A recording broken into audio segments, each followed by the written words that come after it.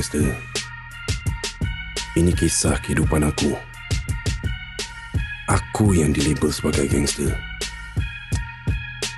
Nama sebenar aku Fazil. Tapi ramai kenalan lama panggil aku Tony. Tapi sekarang semua orang panggil aku Cik Ton. This is an explicit podcast where we try to keep the conversations as raw and authentic as possible with no intentions of hurting anyone. So if you're very woke, religious, or sensitive, we highly recommend you do not tune in. Let's get it, boys. Guys, we have a movie star in the house today.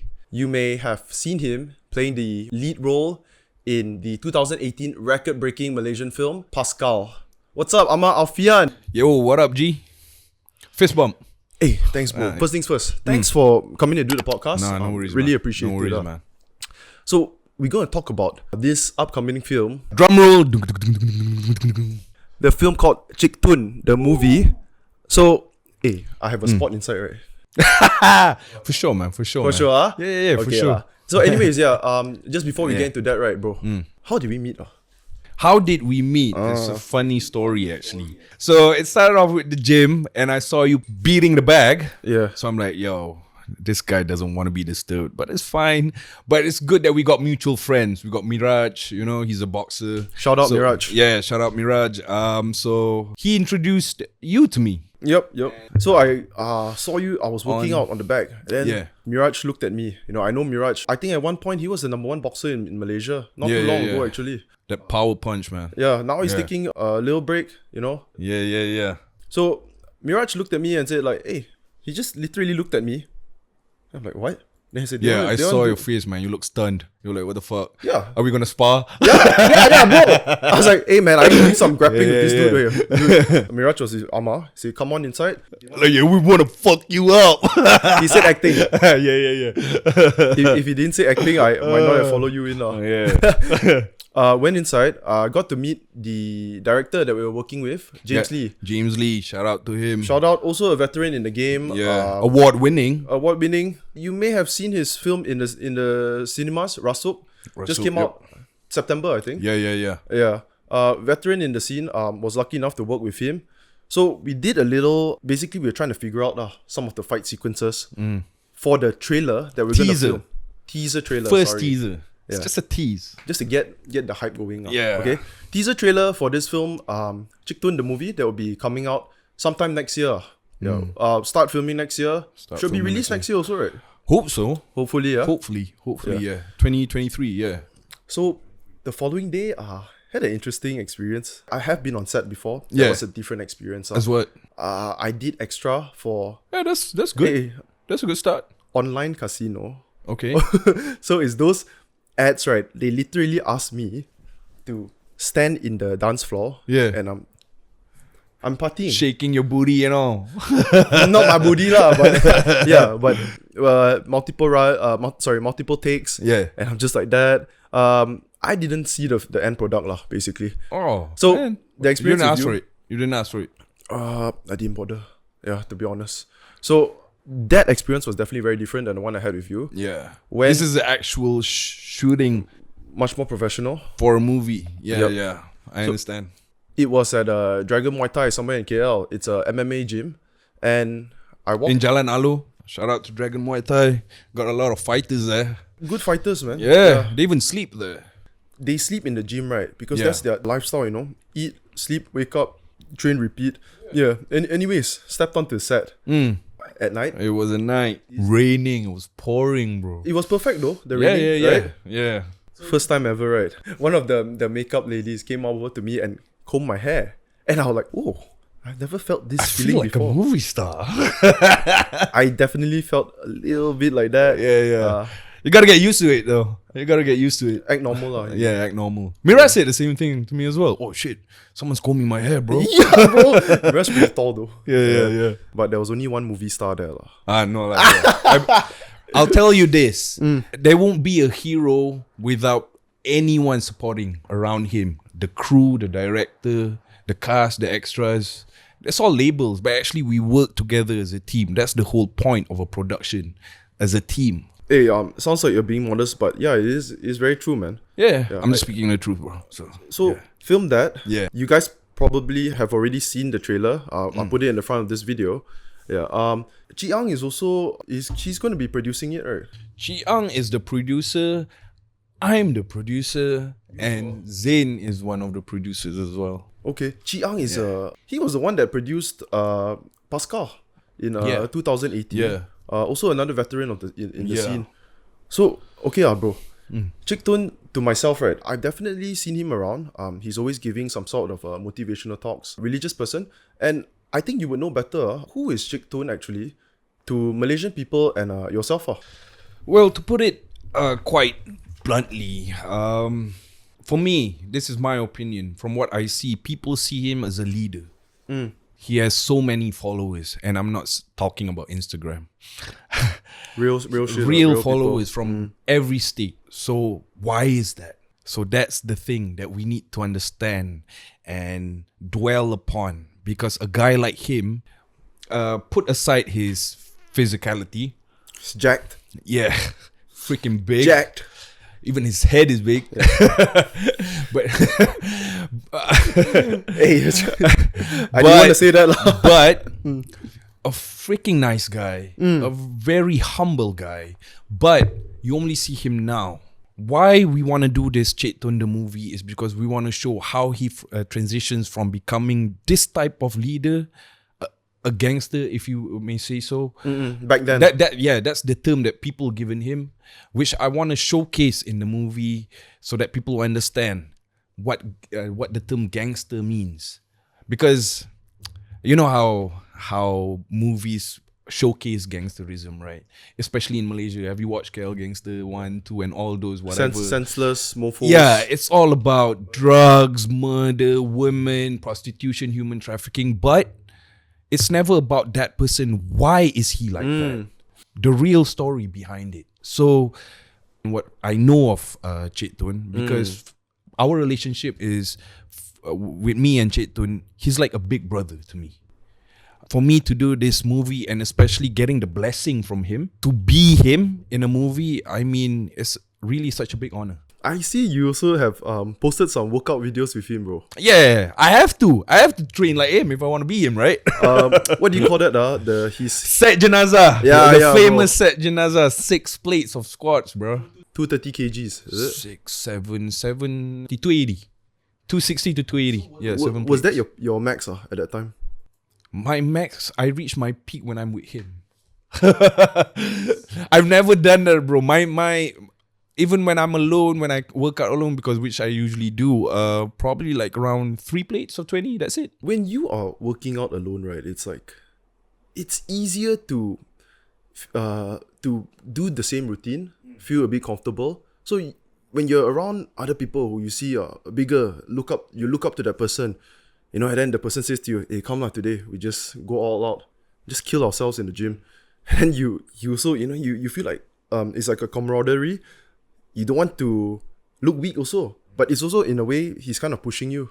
Then you more likely to push when you're actually around someone else that you look up to. What I learned from Cik Ton when I'm training with him, when I'm around him, what he says to me, it's not about the physicality. It's not about your body. It's not about anything. It's about, hey, your mental. If you can do it, if you think that you can do it, you can do it. That's it.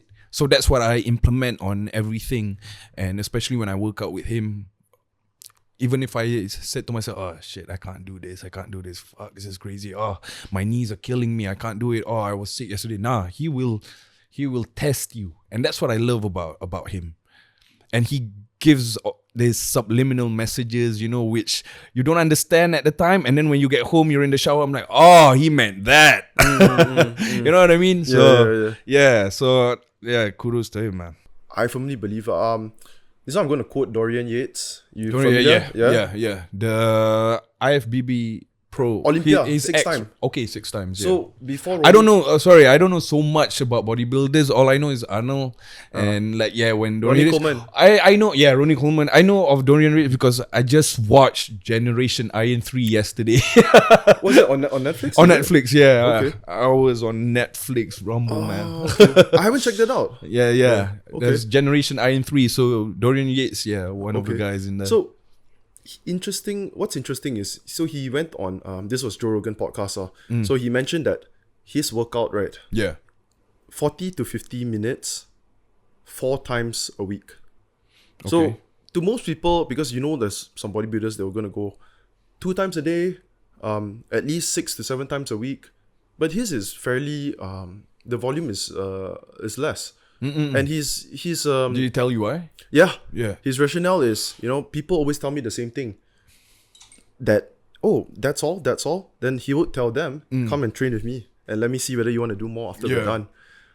He believes for his particular body type to grow fast and most effectively, intense and short. Complete the whole workout in a short period of time. Yeah. Let's. So what can the viewers expect from the Cik Ton movie, and what sort of people would enjoy this film? Well, for sure it's action because it's an action movie. There's gonna be a lot of action, but besides that, a message has to be sent for a movie to work. It can't just be fighting there, here and then and there, and there's no message to it. Of course. Yeah. So the message that I'm trying to send and the production is trying to send through Cik Ton The Movie is about manhood, which a lot of people nowadays, especially guys, young men, because they tend to follow what the society says them to do, they follow. Like Societal standards, pressures, Yeah. structure. Yeah. This is a very interesting topic. Back then, I think, way back then, when even during our dad's times, they got it hard, right? They got it freaking hard. So that sort of thing that builds a character, that builds a man, the obstacles in life. So the young generation don't know of it because now we see Got 2, iPhone. 3 years, 2, 3 years old, getting iPhones and whatnot, playing their games. They don't understand the hardship of it. Different times. One argument would be that there's only one way forward. To Have you heard of that Joe Rogan saying? Hard times create. hard man. There you go. Soft times create soft man. There you go. We're living at soft times right now with soft men. The softest in history. So that's the message that we want to send with Cik Ton. Let me ask you something. Cik Ton, right? Yeah. If I'm not mistaken, I don't think he grew up privileged and rich. No. Not at all, right? He grew up not knowing how to read, not knowing how to write. He had to work since the age of 11, 12.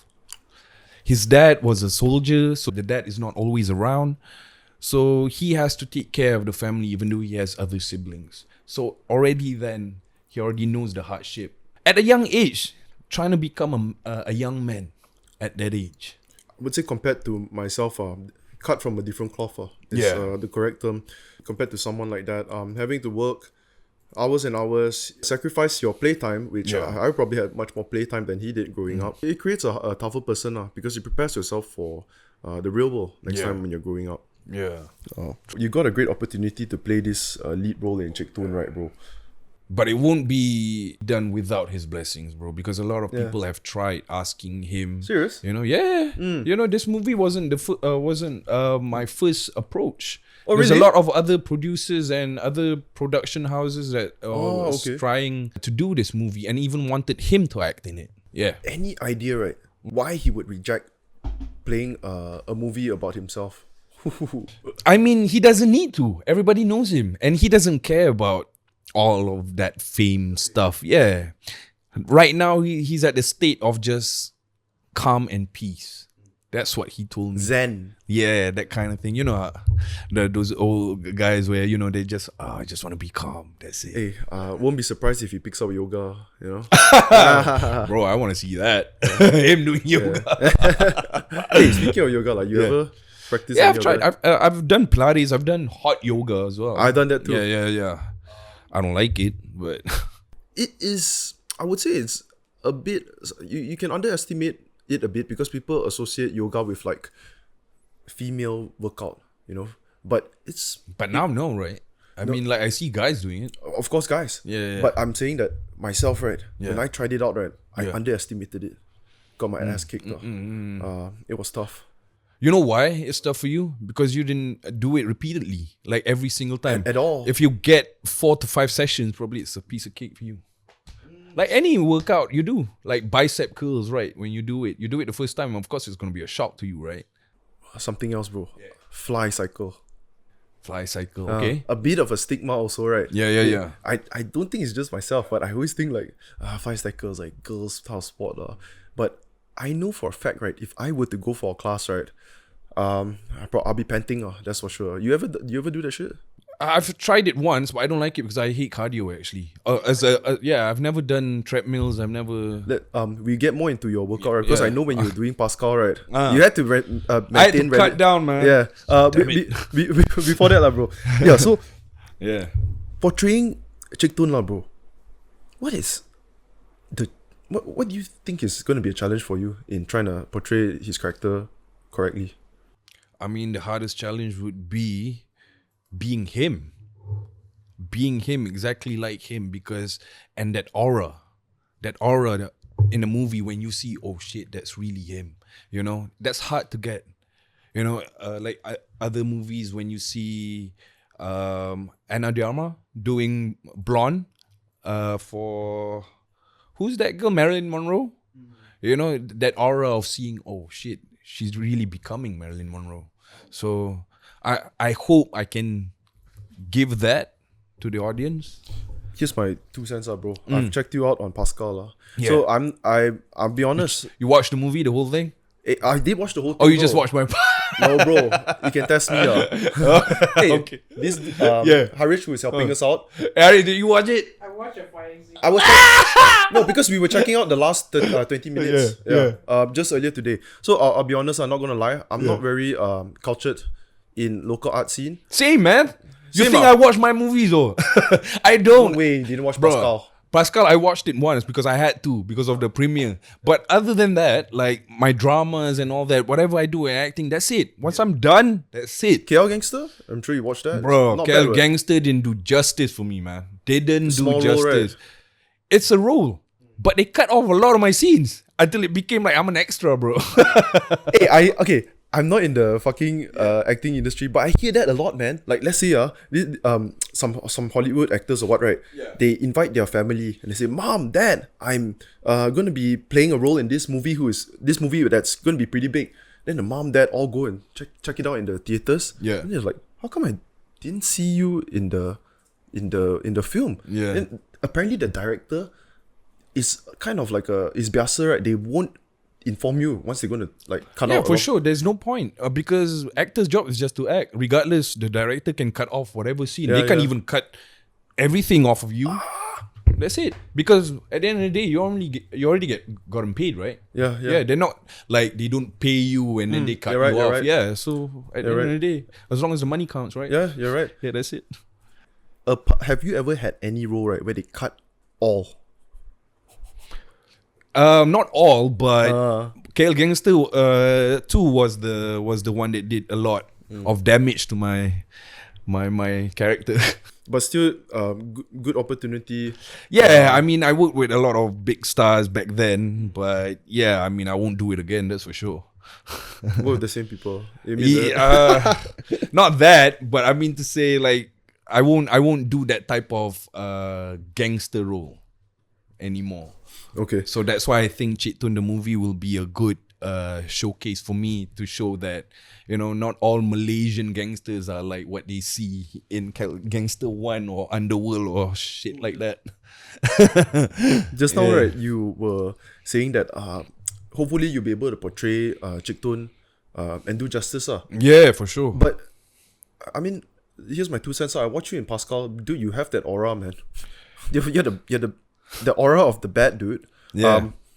Basically, when you're in the scene, people are like, oh, they feel inferior. You know. I get it a lot here as well, bro, in real life as well. Like, when I want to talk to someone, they get scared of me until I, talk to someone else and joke around with them. Yeah. And then that person, oh, he's actually... Yeah, this guy makes jokes. Yeah, he's actually okay. So, yeah, I mean, I get that a lot. I think it's the face. But, I mean, what can I do? I mean, God made my face like this, bro. Hey, bro, it's not just the face, lah. Yeah. You're jacked. Oh, Okay. Come on, man. Huh? I think that's why I covered all this up, bro. Yeah, you should have. I was hoping, you would kind of show Flex. a bit more skin, lah. Nah, man, I'm good. Hey, by the way, bro, I go in while we were filming the fight scenes, right? I was doing some shadow boxing in the mirror. And I'm looking at my arms, right? Then I thought, like, hey, usually I feel like my technique is quite pretty and stuff. Then I look at your arms, I'm like, oh man, it's a big difference, especially camera, lah. That's the thing. You don't know whether you're too big or too small. You understand? Even though you look in the mirror, oh man, I think I'm small. Nah, you're actually big. Oh fuck, I'm big. But guys will never admit they're big. They always want to say they're small until someone tells them, nah, bro, you're actually quite big. A different perspective of that, people would refer to it as body dysmorphia. Yeah. That's the term. But for you, right? This is, if I'm not mistaken, this is something you planned on. You wanted to get big and jacked because you want to portray action movie star, right? Yeah, I've been training. I've been training before I started acting, actually, because before I did a lot of sports. I do breakdancing when I was a kid, so all that comes into play with my workout regime. So Could you tell me, Yeah. yo, bro? So, tell me about. I want to know where your passion for acting stemmed from, man. Like, maybe you just share a bit about like your background, your upbringing, and first few moments that planted the seed. That you're like. It's a funny thing, actually, because I never actually wanted to become an actor. I've never told anyone this, but my career was, I was supposed to be a freaking architect. Can you see this face being an architect? Yeah. You wanted to be an architect, or that was my career choice. you actually? Yeah, chose because it? I can draw. I can. Oh, I okay. even studied that in school and all and everything. Your qualifications, But yeah, then my qualifications is something else, bro. It's tourism and management, and then sports science. So you see, I went everywhere, bro. Okay. So, but yeah, I mean, it started off with me wanting to become an architect. You know how the parents be like, oh, you become a doctor, lawyer, or an architect, like some shit like that. Typical, yeah, typical. So I started off modeling, actually. We go way back.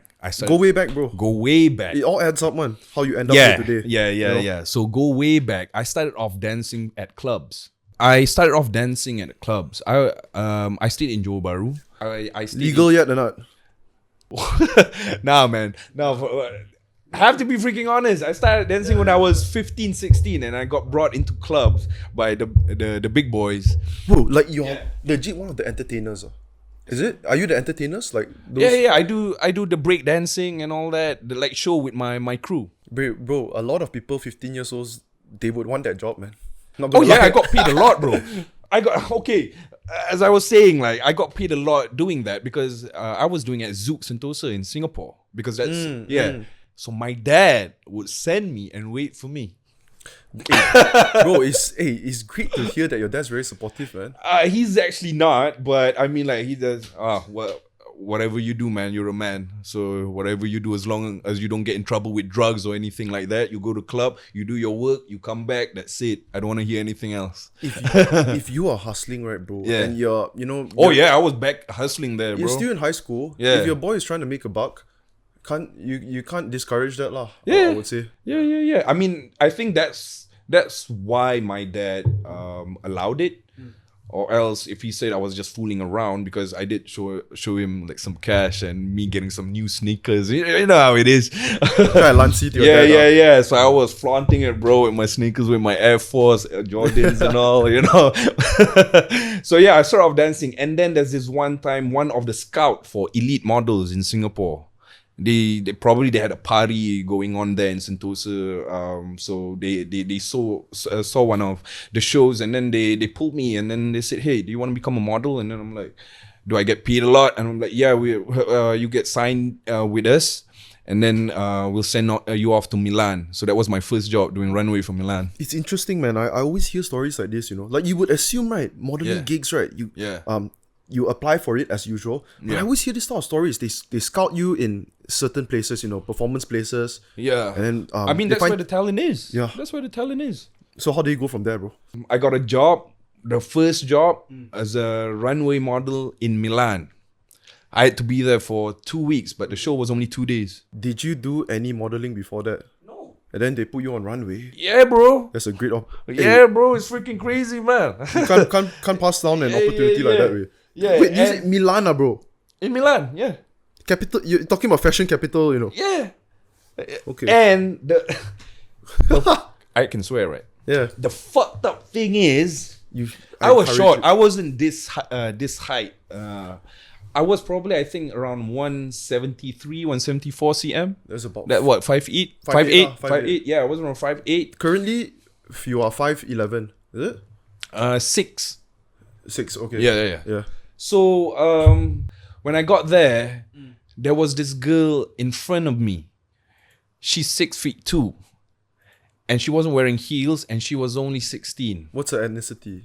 Like a probably European or something, but not an Asian. Yeah, but then I'm like, what the hell am I doing here? I'm the shortest guy there, and I'm the darkest guy there. So what do they see in me? So I went there. I was crying backstage, bro. Hey, I didn't ask, bro, but how about your physique back then? Bro, I was skinny as fuck. I was like skinnier than this. I was skinny, bro. I didn't do thing. Yeah, probably I have the shape. Yeah. I mean, like, No, I got you. Yeah. But I wasn't beefing up. You know, I was lean because I was doing so much dancing and breakdancing, you know, at the time. Cardio. Yeah.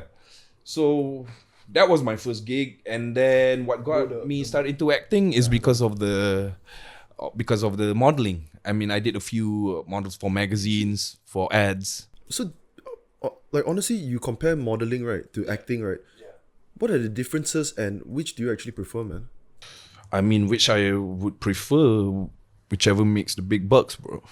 Yeah, that's you being very honest. Yeah, that's me. I'm bluntly honest, bro. I mean, like, for me, it's all, back then it was about the money, right? I mean, so you do whatever it is to get the money. Okay, let me rephrase it. Both pays the same. Which gig will you take? I mean, that depends. I mean, if you're a model at a higher stage, like upper level, probably you get paid more, especially in events, but it wouldn't, like, your pay here wouldn't be the same as how it is with acting. Your pay wouldn't be the same as how it was with acting. Acting would still pay a lot more, but it still does the work. Yeah. I mean, if you want to start off, becoming a model is good to start off. When you were younger, there had to be any particular actors that you felt like, oh, this is someone that you've always looked up to. I don't know. Yeah, I've always loved Brad Pitt, Tom Cruise, and Leonardo DiCaprio. No surprise. Yeah. Leo is my first because why? He can do whatever. He can act whatever, and that's what I love about Leo. Any favorite films of Leo? It started with Basketball Diaries, if you know. No, that must be early on. Bro. That was like in the early 90s. I mean, that was the movie that I was shown when I was back in UK and US. So yeah. So those are the type of movies. So that's when I first saw Leo, and then then Brad Pitt, and of course Tom Cruise. Hey, Brad Pitt, right, bro? For me, Brad Pitt, it's got to be Fight Club. That's for me. You watched that film, right? Yeah, I watched it, but I love him in Troy. In Troy, I loved him in Troy. I didn't check out Troy. You gotta watch that, bro. Especially the fight, man, with Eric Bana. Okay. The skills, brother. Who's that dude? No. He did Gladiator. Shit, man. How did Russell Crowe. Yeah, Russell Crowe. Yeah. Crowe. He's good. He's Australian, mate. Yeah. Australian, mate. So went to Milan, tried out modeling. Then after that, the acting came off. The acting came after a couple of years of me doing modeling, and then I got into this competition. It's a manhunt competition called Hero Remaja. Yeah, the local one. So I think who invited me, I don't know, I can't remember. But then yeah, I got into it, and then I got top 10. And then that's when they started asking me if I want to do acting and whatnot. So my first role was supporting lead for online film, series, online series, sorry. And then after that, then I got into TV. The name of the series is online. No, the name of the online is Dimensions. Okay. Yeah.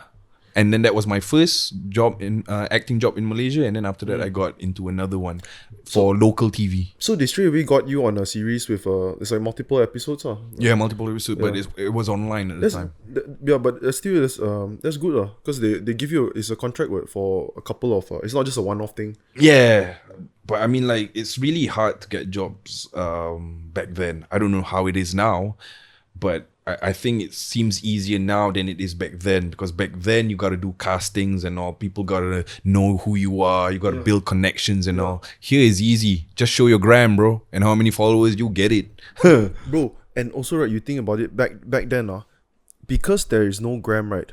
How are you gonna seek out all these people? You only would hire the person if you've seen him around, then seen his work. But how are you going to see his work if it's not as accessible, not even close, man? Yeah, back then what I do is I would go to all these events, these parties, just be there in the scene, just be around. But back then I was so, not to say bad, but I was just being there in clubs and all, and then people would just, talk, hey, you do this, you do that, hey, do you act and all, and then so that's how we build connections. You weren't there specifically just for your career. It's also you're just relaxing, just chilling with in friends. a way, 2 in 1. You're having a course. good time while building connections and relationships with people. During your times must be the Zouk times and oh yeah, the one that's Pelita now, right?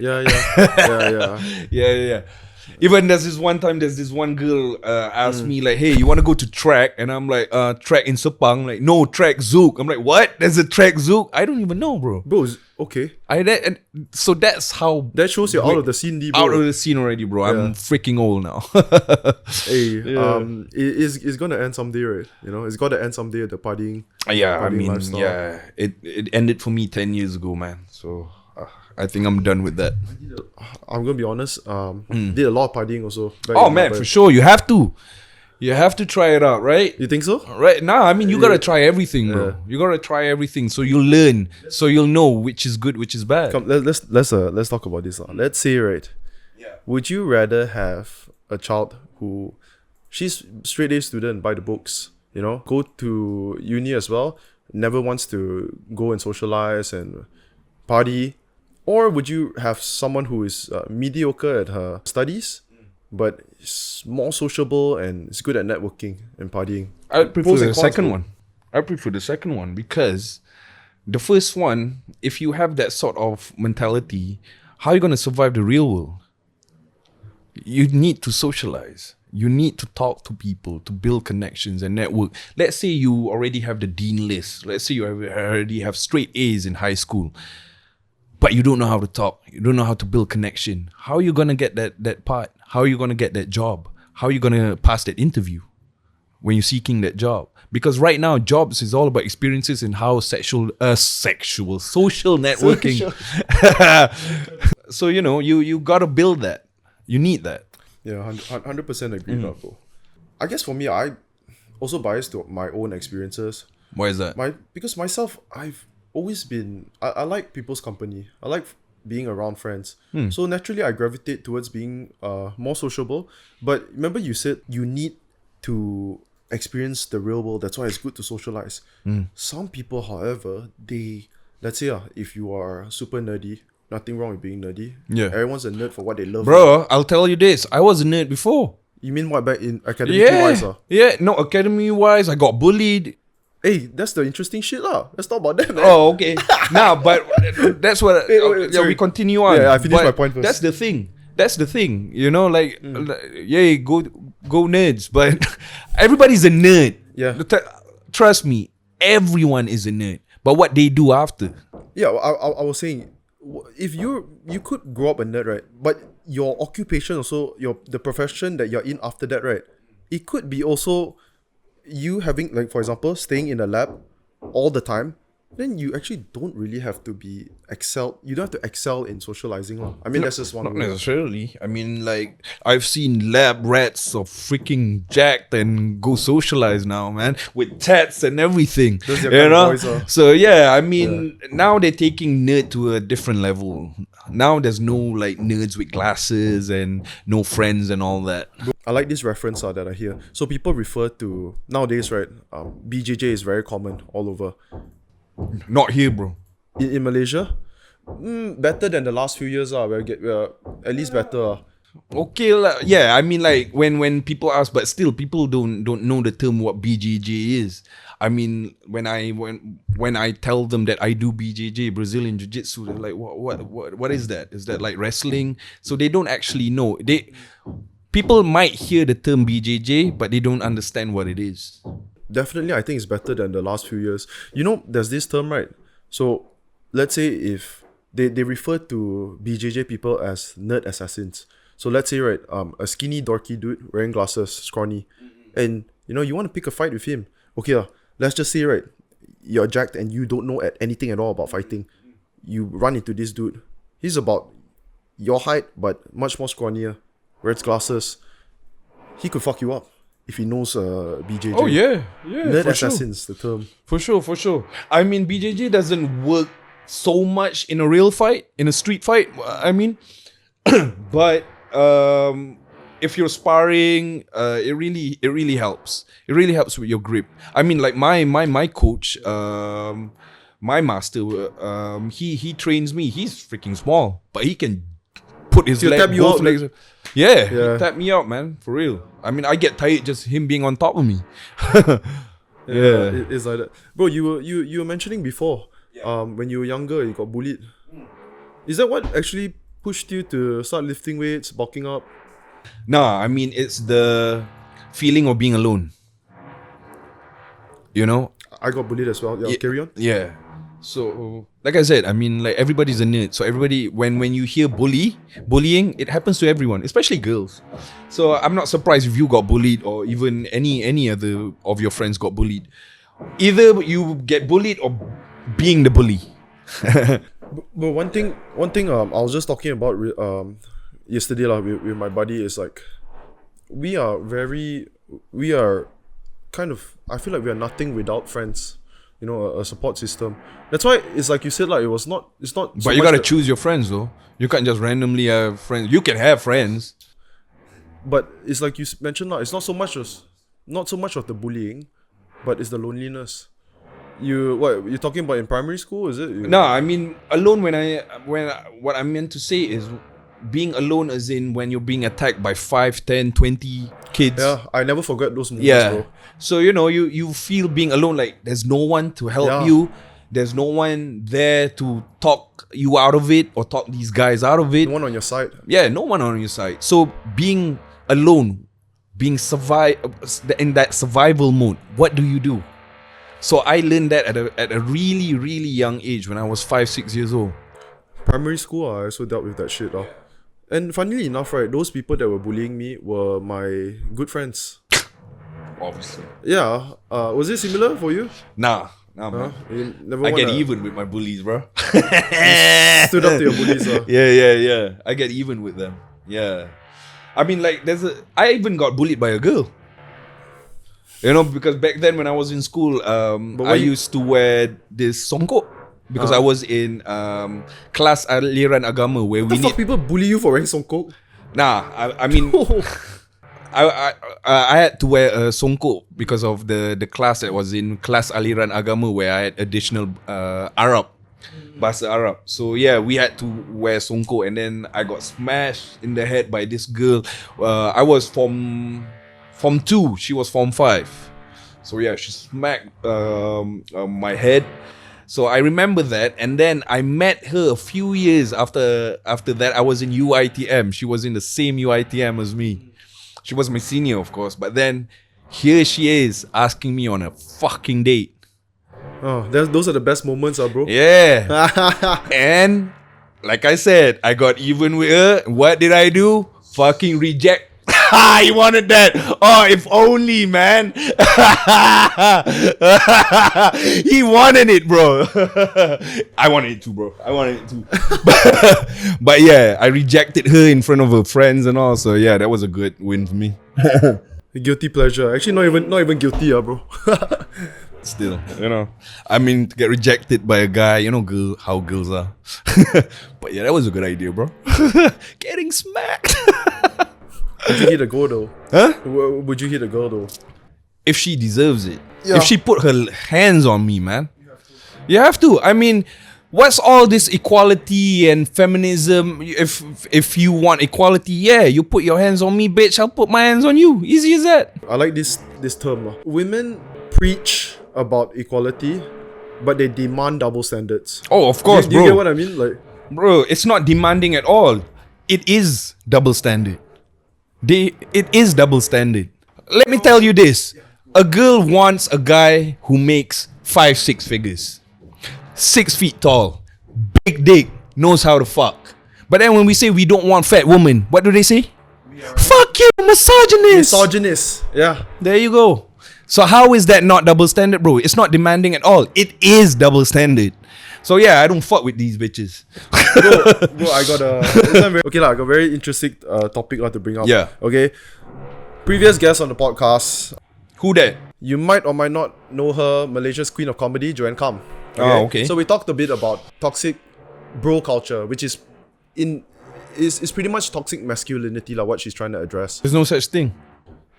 So we came across the topic that was, do nice guys finish last? And no, my argument to her, because she brought up toxic bro culture, and she's saying that girls actually like the soft guys. Then I said, what about the saying nice guys finish last? And they kind of, all disagreed and said like, who even that saying was so long ago, no one even agrees with it right now. And I struggled to actually Agree to what term? They don't agree to what term? nice guys finish last. They don't agree to it. No, they said that girls actually want the soft guys. Girls actually want the guys that will be nice to them all the time. But I said that, what about, those guys that are nice to you all the time and then you step on them? No, actually, what she's trying to say is they want guys that they can control. Be possessive. I must say I agree a lot. That's it. There's no such thing as toxic masculinity. It's created. Toxic masculinity is created by weak men, beta males, and feminists. That's it. It's created by them. They create it to justify what they're doing. Double standard. Okay, so in your point in saying created by weak men, right? Oh, when I say weak, Yeah. I mean not weak as in you can't fight or you need your gang or anything like that. No, when I'm meant to say is weak is here.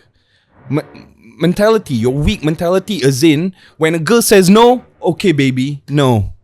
You can't even banter or debate. Why no? Be a man. That's the thing, is what's happening now. The weak man culture, which is winning. So it's not soft men anymore, it's weak. Why do you think that is being more prominent now in today's world? Because they want to get with the girls. And the girls know sex sells. Their body sells. So, fuck, I want a girl with big booty. But, I gotta follow what she needs. That's weak. There's this phenomenon that has been going around now. It's called simping. There you go. That's the right word. Simping. You're simping over a girl because you know you can't get. So when you get it, oh shit, I don't want to lose it. I need to be with this girl. Because if I lose her, shit, who am I going to get next? I might get a fucking fat bitch. Who knows? So fuck, I got to secure this girl. I got to secure, regardless, whatever she does, she controls me. She's being possessive. Regardless, I need to be with her. Okay, I'll follow you, baby. I'll follow whatever you want, baby. Do you agree with this term? Everyone has got a simp in them. Let's say if it's to someone that the love of your life lah, okay? Someone that you know, like, oh man, no matter how much, like how many other girls there are, that I can get or what, this is the girl that means everything to me. And But that's not simping though. That's being loyal, right? you could do things that are being a simp lah, like let's say if she wants you to wait for her, while she's doing her things. But is that simping though, or is it just helping out? Because that's what relationship is. Exactly. Yeah. So that isn't considered simping though. Considered simping is that it's wrong for you, it's hard for you, and she knows it's wrong for you and it's hard for you, but she still insists on doing that. Keep on telling you to do that, and you have to do it because you don't want to lose her.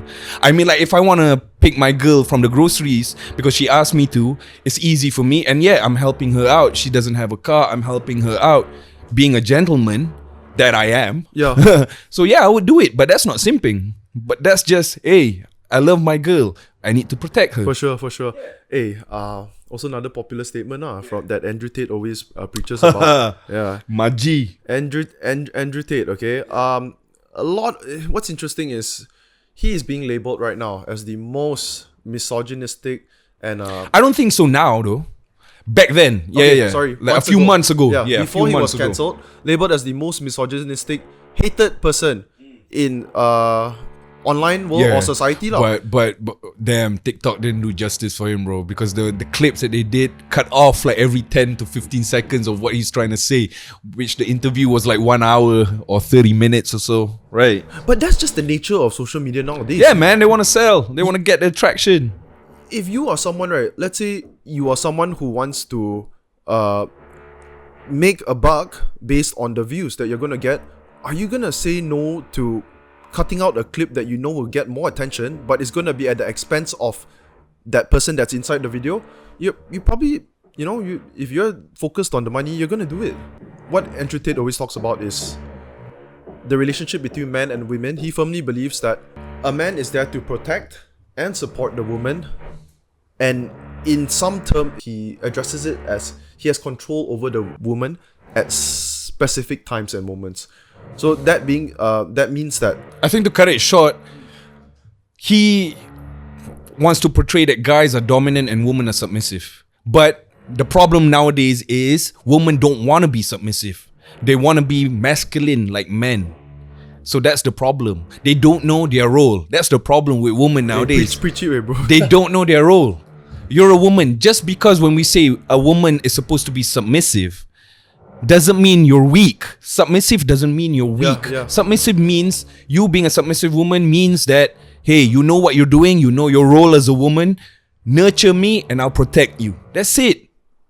Bro, I don't know whether this relates, right? Yeah. But my experience, right, women, no matter how on the outside they seem like they're super strong, independent, but when it comes to being in bed, right? At the end of the day, they need dicks too, man. No, I mean, when it comes to being in bed, of course they need dicks. We need pussy too. Yeah, okay, we need pussy too. But we can pay for it, bro. We don't need a girlfriend. True. Yeah. So what's with all the problems? I don't need all these girlfriend problems, bro. If I want a girl to tidy my place, I'll pay a maid. If I want to fuck a bitch, I'll pay a bitch. That's it. And I can carry on with my life. But women need men. Like when they walk on the street alone at night, they need a man to protect them. There you go. So easy as that. We can protect ourselves. Women can't. Bro, but in your experience, right? Because my experience is about 90% of girls, they want to be submissive in bed. They prefer it. They enjoy it. I think because they're tired of being masculine in real life. I think that's just their fucking role, and no matter how they try to fight against it, that's actually what they... Nah, but I think you should be around out more, bro. There's a lot of girls out there that want to be dominant. Yeah. Okay, that's just my experience. But maybe they're going out of their comfort zone to do it. Yeah. Trying to be something they're not. Hey, this other thing, like, so have you ever heard of, there's male feminists? So what is male feminists? Yeah, I've heard of it. So what do you think is the logic behind the real? No, feminist? I mean, feminists are men and women. There's no male feminist or a woman. Of course, feminists can be men and women. Of course. But do you know the meaning of feminist? From what your idea of feminism is? So what comes to mind when I think of the word feminist is they are very loud and opinionated when it comes to making sure women get equal rights in a lot of areas, in most areas, in every area. Well, that's being personal on it, but feminism is a woman, and not a woman, a person that cares about women, that understands women, but not in a sense of going through double standard. You understand what I mean? They still want to have an opinion, but they don't want like how feminists are doing right now is wrong. It's not fighting for equality. That's not what feminist is about. It's about caring for the woman. It's about understanding women. That's how it's supposed to be. But people turned it around, making it like feminists, it's fighting for equality, double standard and all that, which is wrong. That's why when you say a male feminist, I understand. I didn't even know that. I read about it, but when you're a male feminist doesn't mean that you hate men and you prefer women and you want to be with women. And some see that male feminists are gays or like those soft ones. Yeah, they're trying to get in the girls' pants. It has nothing. Yeah, right. It has nothing to do with that. Yeah, a straight male can be a feminist, but it's in a good way. But now they're portraying it as in a bad way, so that's what fucks it up. Another reason is also right. People pay more attention to the extremists of any fucking social group that is. Oh, of course, you see the Me Too movement. You see how it is. But then now it's died out. There's nothing. Because Jordan Peterson also has a big role. Big voice. People are getting educated. That's the top G. Yeah, on the people are more educated on the extreme sides of any social group. Which is true. I mean, the problem is because women are so emotional that they can share. We're very different creatures. Yeah. So we men, we don't tend to share. So when we share a bit even, that will piss every woman. So why should we do it? I mean, we know, we understand, we rely on facts. Women rely on emotions. So that's how it is. That's how it's always been. It is. There is also a. Do you agree that there is a double-edged sword to that, where men double-edged sword to the fact that men tend to keep a lot of emotions in. It could be, as in, let's say if they're dealing with I mean, like the suicidal cases. Mental issues are men. I mean, like most depression, which for me doesn't exist. But yeah, I mean, for some people, depression, a lot of men handle depression more than women. Let's hear your take on depression, because I just talked about this the last episode. A few episodes ago. Yeah. I quoted Andrew Tate. So depression is not real. Oh shit! He says depression is not a clinical real disease. So you agree on that? I do agree on that. Whether or not it's true, the message that he was trying to put out is depression. Has been so overly used and abused, the term, that it's considered weak. Not weak. It's like it becomes a cure-all excuse for being a failure. For people who are weak. You use that as an excuse. Oh, I can't go to work today because I'm depressed. Like, bro, nah, man, you're just fucking lazy. Yeah. That's it. You just don't want to deal with the bullshit. You just don't want to deal with the bullshit, or probably you got scolded by your supervisor and you don't want to see his motherfucking face. So you use that term depression. And I hear that they use that as a real excuse, bro. For the MC? Depression. No, bro, it's true. It's fucked up. It is fucked up. If only I did that, man, when I was back in school. Fuck. Now I'm mentally depressed because of my history teacher. Yeah. She fucked me up. More like you don't care about studies. Or? Yeah. I mean, come on, man. Yeah. It's weak ass. You would have gotten away with it if it was right now and today's times. Oh, yeah. Yeah. But yeah, that will show you how weak you are. So I've never want to show how weak I am to people. He brought up so people keep messaging him, Andrew Tate, and saying like, no, you don't get it. Depression is real. I have been what do you call it? The doctor has been what's that word? Yeah, I've been diagnosed with depression. The doctor has told it to me. Doctor will say anything to get your money, bro. Exactly. People don't think about that type of shit. So he tells the kid, if depression is so horrible and so bad and you know it's destroying your life, why are you trying so hard to defend it and just to for you to, like, why are you trying to explain that it's a real thing? Shouldn't you be doing all you can to avoid it? Yeah, and avoid change it. Yeah. And then the biggest one big thing that comes up is then if depression is not real, then how come Robin Williams, someone who is so loved and successful by everyone, is depressed and killed himself? So Andrew Tate's response, which I think was might be controversial, but I think it's a brilliant response. He says that Robin Williams is depressed because he went to a therapist and the therapist told him that you are clinically depressed. Here's a bunch of pills. Come and see me every day for the next 10 years and let's talk about it. Talk about the depressing things in your life for hours. And he says that if Robin Williams went to a therapist and the therapist said, you are Robin Williams, there are people in Syria dying. Communication. Whole family has people who have lost their whole family in a car crash, kids that have cancer, and you are Robin Williams, a successful actor. There you go. Communication. Selfish motherfucker, get the fuck out of my office. The therapist, yes. Self-interest. It's all about communication, bro. I mean, like, you can feel some sort of way. You can be angry, you can be sad, you can be happy. If you have someone, like you said, we need brothers, we need friends around us to motivate us. That's what I said. Not all friends are good, but pick the right ones. So these friends, these people around you will tell you. So imagine Robin Williams going every day to the fucking therapist and asking, I'm depressed. And the doctor, the psychiatrist keeps on telling him, no, take the pills. Take these pills, you'll be okay, you're depressed. Every day you keep on repeating saying that. It's the same thing like, I'm stupid. Every single day I'm stupid. You become stupid. Hey, you just from day one, right now, right, you don't say anything. I mean, sorry, you don't have anything with you, but you try repeating to yourself every day, I'm stupid, I'm lazy, I'm dumb, I'm useless. Yeah, you won't get nowhere.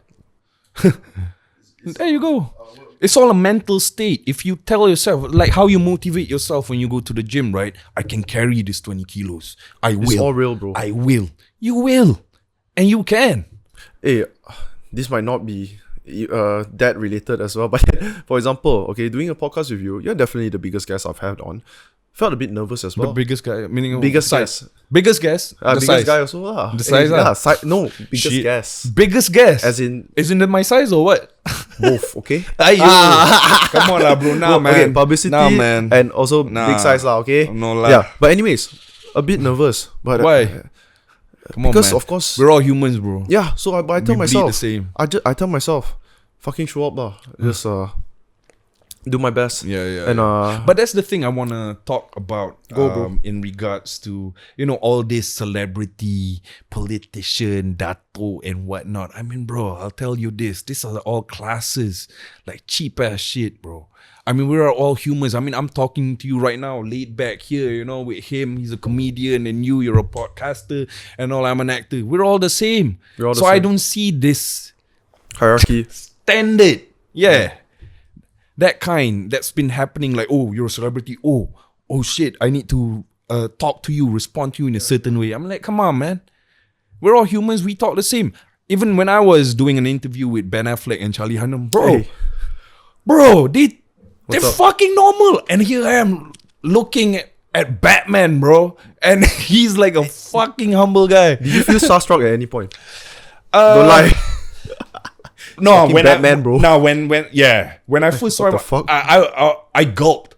But then when Ben Affleck started saying, "Hey, bro, nice shoes," I'm like, "Oh shit, yeah, man, yeah, it's nice." I bought Timberland, and we started talking, we started bantering and all. He's good. He's good. Him, Charlie Hunnam, and Garrett, man, love those guys. What was Charlie Hunnam's biggest flick? Sons of Anarchy. Okay. Yeah, fuck, man, that series. So, I love that series. What? I actually wanted to. I forgot to ask you about this, but yeah, how come you ended up having an interview with? They were doing their promo, right? Yeah, for Triple Frontier. Yeah. And they were having a premiere in Singapore. So what Netflix did was, because that was a Netflix movie. So what they did was, because Paskal was before that. So they want to joint venture, Triple Frontier meets Paskal kind of thing. So they had me playing as the bad guy, because from Paskal I was the bad guy. So as an ex-military, so then I had to join forces with the guys from Triple Frontier, who were actually the ex-militarians as well. So they mixed everything. They did a green background where I sit and responded to Ben Affleck's scene in that movie. Okay. So yeah, and then Netflix said, "Hey, do you want to do interview with Ben Affleck, Charlie?" And I'm like, "Yeah, for sure." So I flew off to Singapore, and then that was the story.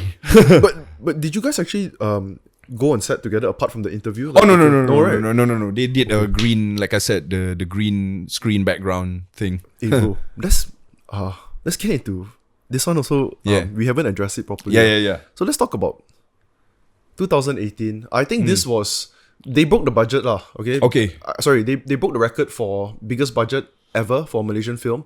Action. Yes. Yeah, for action. Yeah. Action. Yeah, action, because there was a comedy that was higher than that. Was grossing higher. Yeah. No, Hantu Kat bro, Lima. I mean budget, not the grossing. Oh, budget. Yeah, budget. You guys broke the record. Really? Paskal broke the record. 10 Oh, million. you mean the budget? Yeah, Okay. not It was 10 grossing. million. 10 million. That was the highest. I didn't know that. Yeah. So All I get was my pay. when All I cared about was my pay. so Yeah, it's being real lah. Okay. Yeah. So when Paskal came out, right? All time history, Malaysian local movie box office grossing. Yeah. You guys were third all time. I forgot who was in front of that. I think Hantu Kat Lima. Yeah, Hantu Kat Lima. Yeah. It just so happened, right? The other two that was in front came out in the same year, and just 2 months before you guys, Paskal. If not, it would have been highest grossing. Right now, it's quite insane. Mat Kilau. Yeah. 100 mil. Bro, Mat Kilau doubled the previous record. Tripled. Almost tripled. Yeah. That's obviously a good sign lah for the Malaysian film industry. Yeah, hopefully. I mean, that's what we want. I mean, people it's a to great watch sign, the bro. movie. Yeah. Yeah, you double, triple. I'm curious, what was the? Is it just the plot that a lot of people could resonate with, or any idea why it's? I think because it's related to the people in Malaysia, like to the Chinese, to the Indians, to the Malays. So when you do some historic movie like that, people want to see, is it true? Or are they faking it? Or are they making this shit up? I want to see. And then they will refer to their history books, right? Yeah. So, they will see, like how it was with Paskal as well. Like, people don't even know what Paskal is. People thought that, Paskal is They just Paskal, made it Navy, up. and Navy. Yeah. But it's actually a special unit from Navy. You have to go to Navy first, and then you apply for Paskal.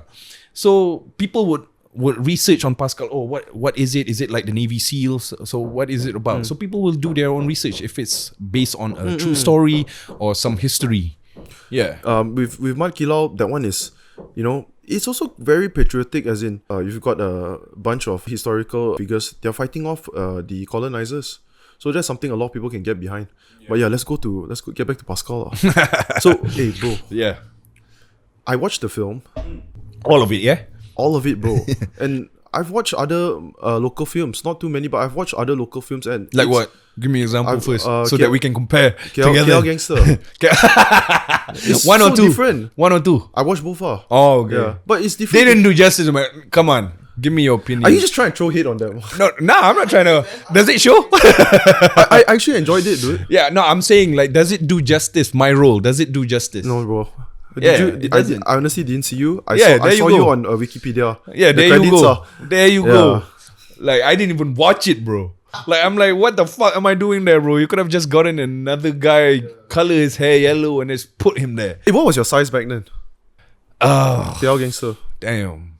It varies, man. I mean, like, when I was 80 kilos with less muscle mass, and then you're 80 kilos with more muscle mass, it's two different look very things, right? different. Yeah, you look very different. Now? Right now? Right now, I'm 90 kilos. 90 but back then, kilos? when I was Paskal, I was 90 kilos and I was flabby. Are you serious? Yeah, I was. So now you're leaner. Yeah, because Okay. I gained more muscle mass. So that's the difference. But you were flabby because you just wanted to bulk. Yeah, but that was when I was 90 back then, when I was trying to bulk up. But here I am now, 90, bulking up, but still having that more muscle mass. What do you think the reason is? Because over time, your body fat just managed to go lower and lower. Is it? No, From I just mean, lifting? because of the muscle density and because how long you've been working out, and then your muscle tends to be more matured, was what they say. So you tend to cut fat more, and then your skin becomes much more thinner, and then you can see the definition more. So that's why you see a lot of these guys when they're 19, 20, 22. It's when they go mass, they go really mass. But as they get older, you can see more definition. So yeah, it's all about muscle maturity. People don't understand like muscle after your second year, right, of hitting your plateau. Let's say you go every day. The next, I don't know, 5, 6, 7 years, muscle grows very slowly. Very, very You slowly. need to change your workout. Sorry? You need to change your workout regime. Probably. No, not probably. I'm telling you because I've been there. Yeah, I've been to the stage where you're. I your want to plateau. go in deep about this, bro. If you, Yeah. you don't mind sharing. No worries, no worries. Sorry, let's go back to Paskal first, okay? Then we can talk about your fucking Good talk, workout. It's okay. Get back on track. Yeah. Paskal film art, bro. Audition process. How was that? Let's start with that. Oh, the funny thing is, out of all the casts, I didn't get to do any audition. I got offered. The rest got casting and audition and whatnot. I got offered. They offered Jab role already at that time. No, at the time when they asked me to go to their production house, and then when I went there for the meeting, I thought I was gonna get the lead role, the hero role, because at that time I just got back from Australia at the time. So I wanted to make like a good comeback because before I was seen as always the bad guy. I was always playing this bad guy, and yet again. yet again. So I thought I wanted to make a change. I told my manager, "Hey, I want to make a change. I want to be a hero, be the nice guy." But then the director and producer, Chi Ang, told me, "No, you're playing the bad guy." I'm like, I looked at my manager. I'm like, again. Hey, you fucking killed the role though. Thanks, man. You didn't have to do an audition. Straight away they pick you. But they didn't know what role you're gonna. They haven't developed the Jab character yet. They already developed, but it's just that they know that for them it's the bad guy. So I had to play it out that it's the anti-hero because that's the first ever for a badan beruniform. Yeah. For a guy to be discharged from the uniform. Sorry, what do you mean? Okay, meaning to say that if you play a police role here in Malaysia or a fireman or a police traffic or anything, if you get discharged by the higher authority, you can't show that in a movie. Yeah, you can't show that. You guys did that, what? Yeah, we were the first. So that's why I said I was the first anti-hero. There was no anti-hero. There was always villain. Do you know the logic behind that or the rationale? Like why you are not able to? No idea. It's just some other stuff that I heard, but I don't know which. That's interesting, Which, bro. but it is interesting. But when I got that, script, I said, "Hey, this is somewhat like Hang Tuah and Hang Jebat, if you know the storyline of how it is." So the hero, I see him as the Hang Tuah and I'm the Hang Jebat, where I don't play by their rules, but I know their rules and know how to bend them. Same goes with Jebat. He knows all the rules. He knows all the traits of Hang Tuah, how it is with them, how the Sultan Melaka, how they.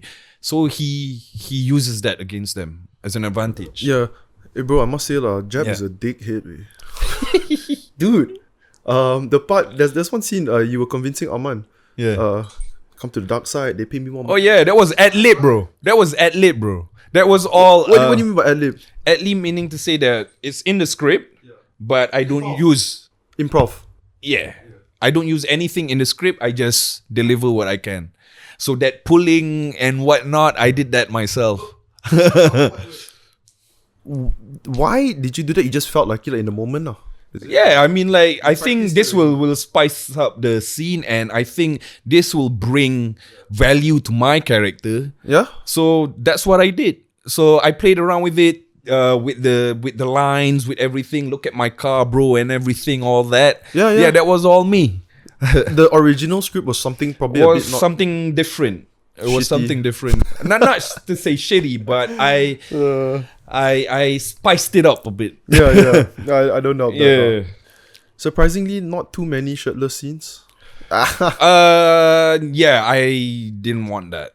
Yeah, I didn't want that. Why? Because I mean, like, there's no point in showing too much skin. I mean, You're not satisfied with your body fat, is it? Nah, I mean, probably because I'm done with showing my body, because I've been showing it off during my modeling times, my gotcha. earlier times. So I thought, like, I want them to see my acting, not my body. Yeah. Okay, so, bro, you got the role. Yeah. How's the preparation, man. And I watched the film one time. It's not surprising to me that this film broke the record for biggest budget ever. How was the preparation? Do you have any idea how big is the total crew? It's quite big, more than 100 people. Yeah. It's quite big. Yeah.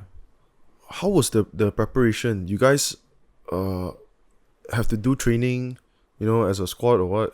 For the other guys, it was hard on them in the sense they are training to cut weight, to get the physique. Physique, yeah. It wasn't hard for me, but what our problem was as a team was the Paskal training, which I've never done. The other cast has never done these type of training, and when we get to it, it becomes a shock, like what I just mentioned just now about muscle shock.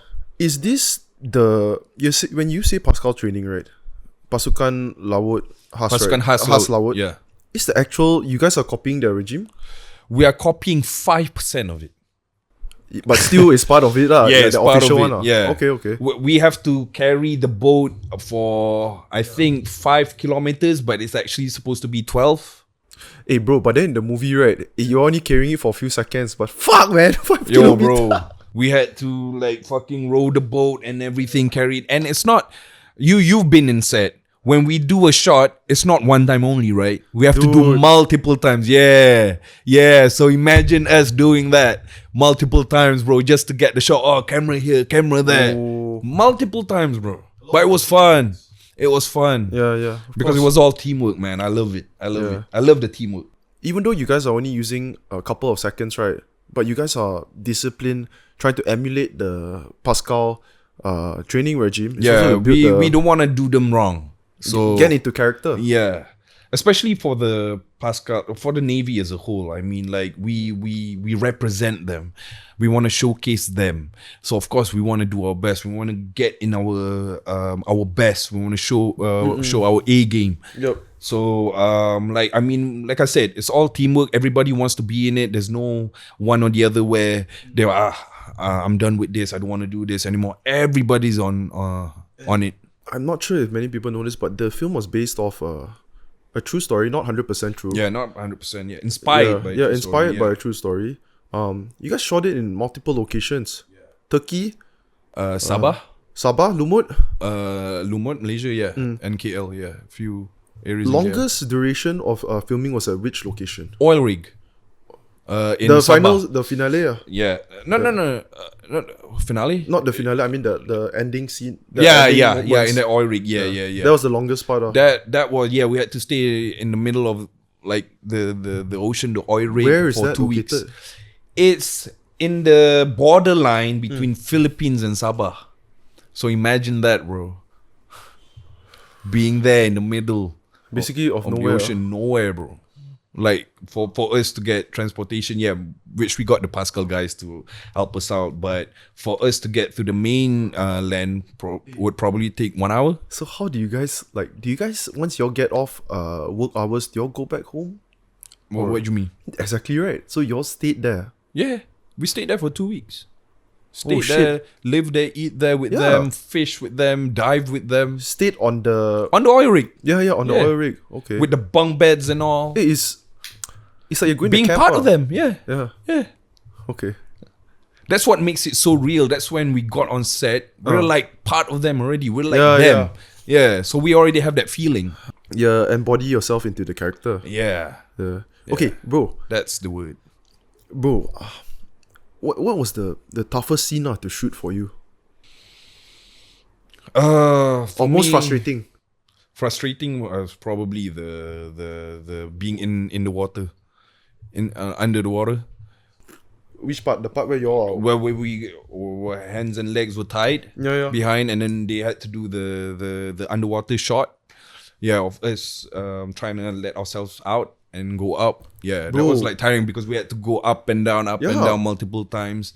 So yeah, I mean, it was frustrating for me, but because I wanted to get that shot that I want. So yeah, we every one of us want to look good for that scene. Yeah, but for me, that's frustrating. Maybe it's only you. Maybe it was me. Yeah, maybe I don't know. Frustrating. The underwater scene. What about the toughest? toughest scene would be, the last fight.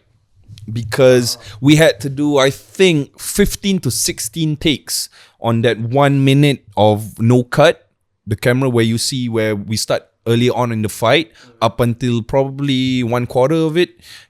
1 minute of that was... 1 minute? Bro, 1 minute straight No cut. Camera no cut. Camera kept following and all that. Every time action, then you'll go for 1 minute? Go for 1 minute. The director doesn't want it. We have to do it all over again. So for example, guys, the other day I was on set with Ammar. We did the teaser trailer, which you guys are seeing at the start of this episode. One of those sequences, right, I would say 1 second to 1.5 second. We did that easily more than 10 times. Bro, Ammar was dying, bro. He's fucking sweating. And you know, because when you're on camera, you have to be flexing all the time. Of course, right? You have to look good. To act. Flexing alone is tiring. You have to flex and you have to, full energy, and then punches. get that face right.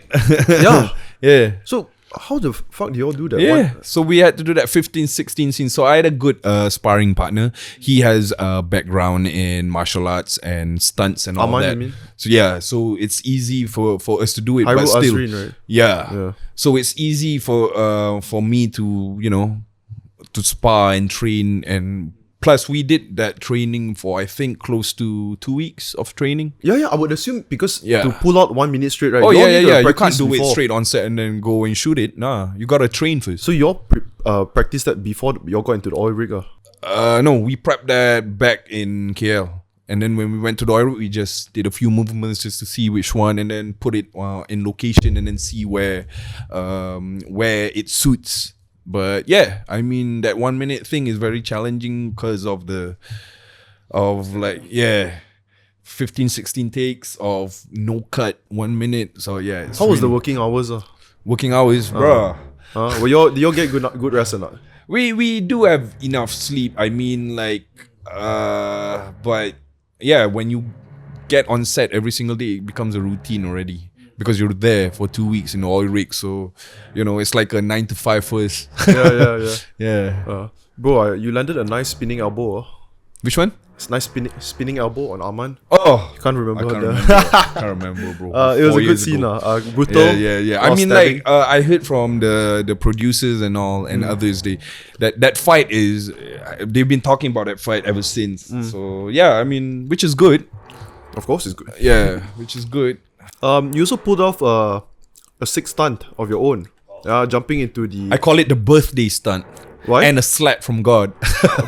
Why birthday stunt, bro? Because it was on my birthday that I wanted to do that jump. So, did they actually schedule someone else to do it for you? Yeah. I mean, they already got their shot for that jump. They already got the shot, my stunt double to do already the jump. got someone ready? Yeah, they already got someone to jump, but they shot from a far distance. Oh, they already filmed that shot? Yeah. They already filmed that shot from a far distance. And because my birthday was on the oil rig. So there's no POV like that? Nah. That POV was when I did it. Okay. Yeah. But so they thought, that jump is enough to show that I jumped. So I'm like, nah, they need to show me really doing it. But this is the type of shit, right, bro, that it will boost your credit to your body of work, bro. I would assume so. People appreciate Hollywood maybe, but Malaysia, nah, man. They don't appreciate this type of stuff, bro. Malaysia, they don't appreciate They think they don't want to deal with the repercussions in case anything happened to you. They are liable for your medical. I don't know. I mean, a lot of people say I should have gotten an award for this role, but I don't. So, it's all politics and shit. Bro, I thought the film won a couple of awards during that year. Nah. We just won Best Portrayal of a Movie, I think. You said it was a slap from God. Oh yeah. The slap from God is like when I smashed my face on the surface of the water with the gun slap, because I was holding the gun and what then the fuck? Yeah, I was still holding the gun and then it bashed on the It's a water pistol, and right? yeah. So I think I broke my face here. Are you fucking serious? Yeah, and then with the eardrum and all. So you obviously did only one take. Yeah, of course. I can't do that again. Yeah, so they got the neck brackets and everything. Yeah. And then the next day I had to go shoot again. No, bro, but no, because slamming into the fucking water, if you don't if you don't go in like That's the right way though. Yeah, feet first. If you don't Yeah, jump in and then you feet gotta first, cover your balls. it already hurts everywhere. Yeah. You slap yourself with a fucking pistol. Because I fell from the back, no, right? Yeah, so I couldn't estimate the time to turn, but when the time I wanted to turn, I was already landing. Of course, on the, because how I you gonna couldn't see. practice? Yeah, right? It was my first. I'm like, oh shit, fuck. You gotta figure shit out on the go. Yeah, Uh, action, boom, just jump. Fuck it. hey, but bro, no fear of heights, definitely. Hey, fuck, man. I'm afraid of heights, bro. Okay, Yeah, but you thought fuck it, neither. fuck it, bro. Heads off to you. The fuck it mentality, huh? Yeah. Yeah, but I'm afraid of heights, bro. For real. Okay. I would like look, oh shit, and then get used to it. Then okay, I'm good. Okay, so yeah, you said after that, you had to have a neck brace. Yeah, neck brace and everything, and then tomorrow I had to do a shoot. But they covered it with makeup. So if you notice, I don't know if you remember a scene where I had to pull my shirt and show my gun at a Philippine market scene. That was the next day from me jumping, and then they had to cover my black eye. If you see closely, you can actually see a black eye there. Bro, were you showing your gun or your abs? I was showing my gun, but then I saw on the comments they were like saying, "Bro, is he showing his abs?" I'm like, "No, I'm showing my." I didn't see the gun. I thought it's abs. Why would I show my abs? There's logic, yeah. You had eye contact with Aman, right, at that time? Yeah, I was making eye contact, Yeah. but why would I show my abs? Bro, when I saw that scene, right, Yeah, I yeah. thought, watch it again. I'm showing the gun actually, I but thought, then because the abs probably showcase more than than the gun. basically he's working with his ex team members, enemies, right?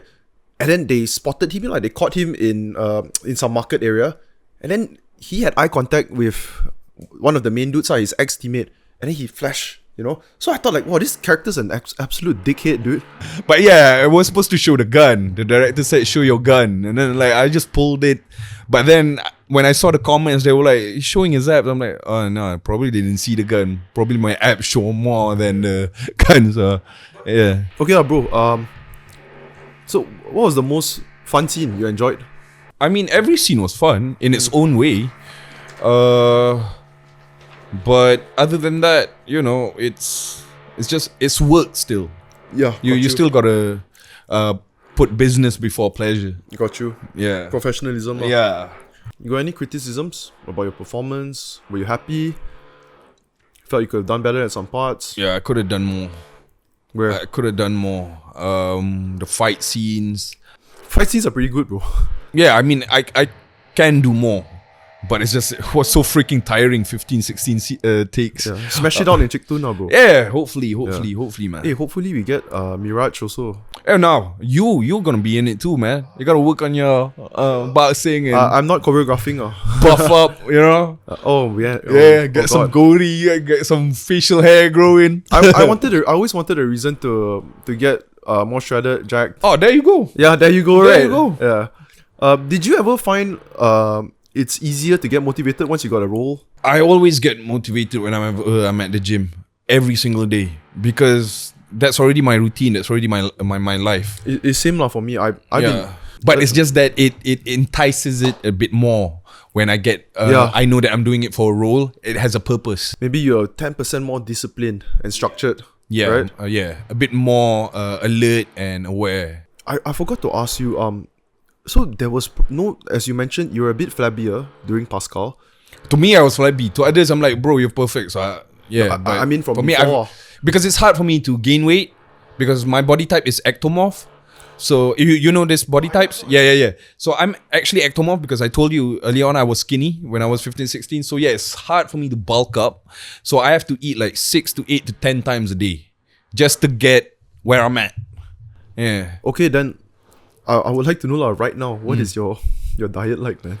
Bro, I eat everything. I met you the other day at the gym. I was speaking with Ammar. He finished the workout in an hour.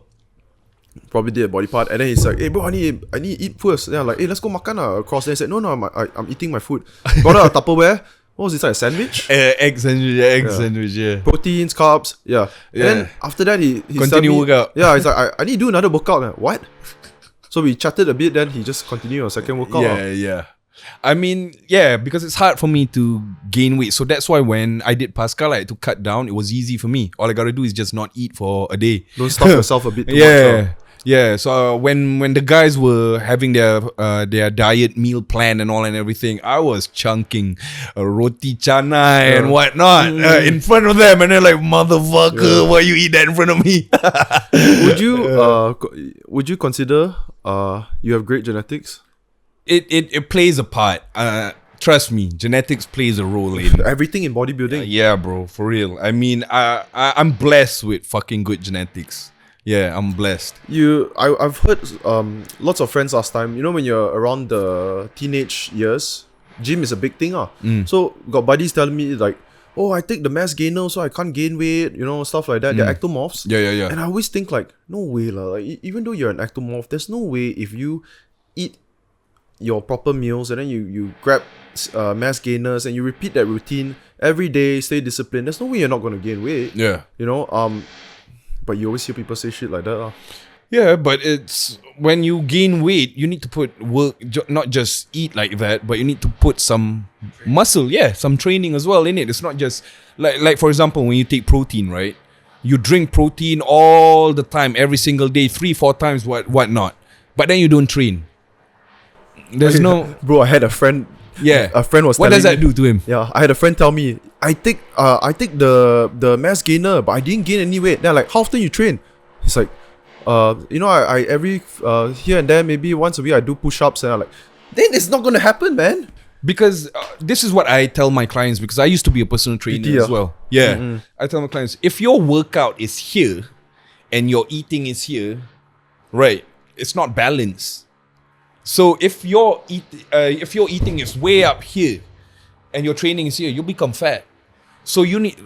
Have you heard of the term like train crazy, eat crazy, do whatever crazy, like go all out? Yeah, that's what I use. That's my principle. When I eat like fucking crazy, all this roti canai and all and everything, that's what I do with my training as well. I go fucking hard on my training. How many meals do you have a day, bro, right now? Like I said, 8 to 10 times a day. I was chunking like nasi lemak, 4 nasi lemak before I got here. Yeah. And curry puff, right? Curry puff, yeah, kentang. No. You see, right, 8 to 10 times a day, that can be a bit of a hassle, but maybe do you like have it in form prep meal? Or I was saying, wanted to say like having it in like 4 meals, like, you know, just eat double the amount. Okay, here's the thing that I wanna explain on these prep meals. If you go too much on prep meals, you tend to get used to it. Sensitized. You know what I mean? Yeah, you tend to like, I need in packs, I need it like this, like that. It may work on others, but for me, you gotta work to what you know best for your own body. Like for me, if I want to eat, I go and eat. You know what I mean?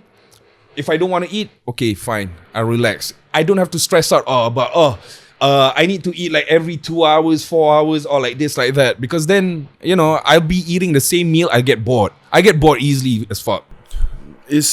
I guess is unless you're in the highest level, Mr. Olympia, and then they follow everything down to a T. Yeah. You know, that's different now. Yeah, I mean, you're there. You get sponsored and all. So your life is that, and you get sponsored with prep meals and all. So of course you have to follow. But for me, I have no schedule. Like, I need to eat at this certain amount of time. If I feel like I want to eat, I eat. But that's the thing. I'm used to eating 8 to 10 times a day. So yeah, after this, I'll probably get roti canai as well. Enjoy, fucking bro. hungry now, bro. Shit. Yeah. You been working out 15 years already, at least? 16. Close to 16. Bro, I tell you what, I've been working out 10 years. I know it doesn't seem like it. Nah, man. I mean, okay, here's the thing. When you work out long enough, your body understands it. The movement. I love it, bro. I'm addicted to the... Yeah. The movement of it. When you do it, your muscle memory. Some people don't understand that muscle memory is freaking important. Where when you work out for years and years and you don't get it, but when you stop for a year and you get back to it, it's different from how people are on their first year of training. Yeah, it's different. Poop, just like that, you'll get back to shape. So that's why I have no worry of me getting fat, but I'm worried of me getting skinny. Because I know my body type. That's your body type, man. Yeah, so based on people's body type, if you're a mesomorph, you tend to get big easy, then that's where you need to take care of your diet. Some people think that just because you are a endomorph, right? So there's 3 ends of the three types of body type. Meso, which is the muscular type. No, the big type. The big mass. Big, muscular, mesomorph. Endomorph, which is high fat In between. level. No, in between is meso, bro. In between is meso, the muscular one. Endo is myself, high fat. Ecto is skinny. Yeah. Skinny, hard to get big. So people think that I thought meso was the big one. It's hard No, to no, get no. cut. no, meso is you're the lari pecut guy. You know, you're just muscular. You don't have big bone structure, but you're muscular. Because endo, from what I know, it's easy for you to cut. It's easy for you to gain weight. Meso it's hard for you to cut, but it's easy for you to gain weight. Ecto is the No, vice no. versa. Is I think you got it twisted. Meso is So probably my sports science did me wrong then. This one Google taught me lah. Google taught me lah, bro. Yeah. Huh? What? Which college? American Institute Council. You studied in America? No. I got the certificate from American Institute Council. If only I studied back in America, probably I got the racist issue done, bro. Bro, Yeah. but UK, right? Is it No, UK was when I did my primary. primary? Okay. Yeah, Did in you- Swansea. Okay, you Primary. didn't do uni overseas. No. I got back here when I was 12. Balik UPSR, bro. So what? Do you actually do UPSR? Of course, bro. I had to. But it's different syllables. Yeah, right? yeah. So- I mean, when I was here, back when I was in UK, I was considered, if I was there, come back here, I was already in Form 2. Okay, So yeah, it was, it was 2-3 years ahead. So 5 A's lah. Yeah, so when I came back, I had to downgrade lah. 5 A's lah, bro. 4 A's, 1 B. B is BM pemaman. Yeah lah. You don't have BM but in. Hey, you fucker bad I Malay. suck in BM, bro, back then. Bro, I got called Mat Saleh Celup, bro. What's jello? Oh. Like, how do you say it? Like, a wannabe. Is it a wannabe? Decoy.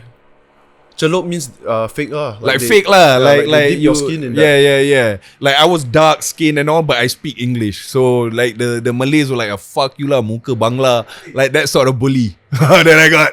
When you came back here, right after that lah. Yeah. Hey, but bro, so if right now lah, you suddenly speaking to a British dude lah, is that do you still have the accent or? I know, bro. My accent is like, you know how people here in Malaysia, right? When a Malay talks to Chinese, they tend to like talk the Chinese slang, or when they talk Kind to of. an Indian, yeah. Yeah. The same goes with that with me. When I talk to my British friends, I Yeah. tend to like change my British accent. When I talk to my Australian friends, I become fucking hell, mate. Hey, Yeah, fucking that's how it hell. is, mate. Yeah, so it varies when I'm around people. So if I'm talking to you, I'll be like the Singaporean Malay English. You know, we always sometimes we laugh at how us Malaysians are. We like to we think it's funny how Ammar talk. But you know, imagine if you're an Ammar, right? A white person hearing Ammar. Amo is what? Amoy. Mat Salah. Mat Saleh. Mat Salah. Mat Salah. Mat Saleh. Mat Salah. You know what Mat Salah is? The wrong man. Mat Salah ni Mat ni salah ni, bro. Angmo. You never hear the term Angmo? Angmo no. Amoy I know. Asu I know. You know right? Angmo, you know right? Yeah, Angmo. Amo is what? Kwailo. Oh shit. Oh, Here's another. You know Kwailo, right? 我都求啊，我不知道。 Hey, I don't speak Chinese, bro. No, by you the way. fuck. Yeah, I don't even know what you just. Oh, you said 我不知道, yeah. Fucking hell. No, but imagine if you are a Kwailo. Guaylo is like gringo for whites to Mexicans. Hey, yeah. fucking gringo. Yeah. So imagine if you're a Kwailo and you hear Malaysians speak English. It's fucking hilarious, dude. Honestly, we speak so broken. But I mean, like, for me, if you're trying to speak English and you want to learn, I mean, kudos to you. For I sure. mean, yeah, if you're trying to learn and you're trying to, but if you're just imitating, hey, what you doing there, mate? When you don't actually talk like that, yo, I'll slap your face, bro. You're actually mocking someone. You know what I mean? You can tell when the person is putting on a front. You Yeah. have to try and go out of his way and emulate a You know British how accent. you can know? You can tell just by talking to them for 2-3 minutes. You'll understand. You'll hear like, hey, because there's gonna be a glitch on their freaking accent for real. Yeah. And they always count like what they say. They always think first on what they say. Like, should I say this? And then like, how do I portray that? You're not as well versed, let's put it that way, bro. When I was in Melbourne for quite a while, Worked at Zara, the clothing shop. Oh, wow. Yeah. So Get paid a lot. $28, bro. Like dollars. Woo! So imagine it's 72 ringgit part-time, just what qualifications you need. Zara Nothing. pays like, well, okay lah. It's not Zara lah, it's I guess the jobs there in general, Yeah, currency's yeah, higher. yeah. So you Yeah. became a salesperson. I don't think it's salesperson, just Salesperson cover. like you work in Oh yeah, Zara. the floor, the storeroom, or whatever lah. Okay, Those that's staffs good, lah. man. That's good. Yeah. That's good work. So Some people don't want to do that, bro. Nowadays. Back then, I was a salesperson too. I sold Jordans and all because at that time there was a hip hop shop in Johor Bahru. retail lah. Retail. Yeah. Yeah. It's good experience though, no matter what it is, right? So there was no international people there. It was just myself. There's Asians, but the Asians are locally. They live there, so they all had an accent. Everyone had an Australian accent. Because they were in Australia. They grew up there. Okay, yeah. So in Melbourne, I was speaking with them like for maybe I was there for a total of 8 months. Maybe after the 5th month, right? One of them like mentioned to me, so do you ever go back to Malaysia? And for the longest time, right, I thought that I sounded just like them because I was talking to them every day and no one mentioned anything about like, oh, you're not from here. And then after 4 months, the person asked me like, so when are you going back to your hometown or what? Then I realized like, oh shit, I must, like they could tell, that I don't sound like them. Yeah. But I thought I fit in. you know? Yeah, understand. I mean, like for me, it was a few years until I got the lingo of how it is to talk English with them. So that's when I don't sound like how I was when I was 12, 13, with that accent. My accent has probably died down. Bro, you don't use it, right? It goes away. You don't use it, it goes away. I mean, like it comes back a bit, but you don't use it that much because for me, accent is just something that you just blurt out. If it comes out like that, that's how it is. Hey, it's very similar to muscle memory. If you use it often, you get well versed in it. You get smoother in it. Yeah. It all takes practice. Definitely. Yeah. Especially when you want, because I don't know nowadays, like people tell me, how are you so good in English? Because the reason why is because I'm in UK and US, but that's not the case. What I do is I listen to English songs.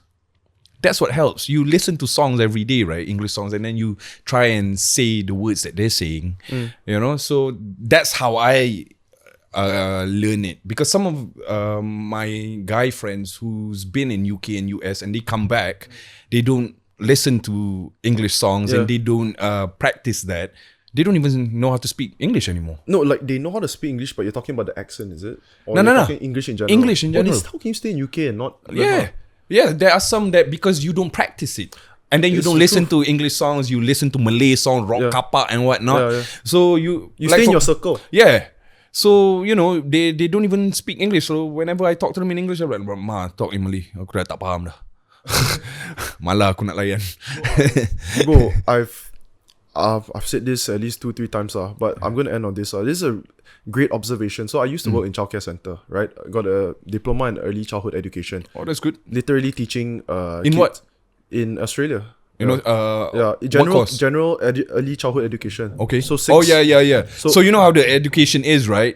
It's very different. One bro. teacher you grew reaches. up in? Yeah, I grew up in UK and US. So one teacher teaches everything: English in development, English in literature, English in psychology. We learned that when I was 10, 11 years old. No, mine was 5 years old and below. Oh, okay. No, there's no psychology though at oh, 5. no, but I'm just saying the education is different, right? I'll explain. It's so Psychology at 11 years old, man. Damn. Yeah. Eh, now and to think not about it, 5-year-old damn, lah. bro. Huh? Oh yeah, Yeah. actually, we also primary don't have psychology. I mean, growing up here. Oh, okay. Yeah. So it is so a huge difference. Okay, growing up. Let's say if you are in the Australian education Where system, in Australia? Melbourne. Melbourne. Ah. I was there for 8 years. RMIT. Yes, RMIT. Okay. Yeah. And a lot of people think RMIT is like. I'm telling you, right, the standard of RMIT exams compared to Malaysian, let's say you go to Malaysian tailors or what, right? The standard is much lower. What do you mean standard much lower? Difficulty level of the difficult- exams and your Okay. course. What, do you think it's high? Do you think it's hard? People would think that, RMIT from Melbourne, so they maybe think that, it's tougher, it's a hard uni to get in. Maybe because it's from a different country, so people have this mindset of if it's in a different country, it must be hard. Exactly. Yeah. So understand. okay, yeah. So back to language, right? I was working in the childcare center for 8 weeks.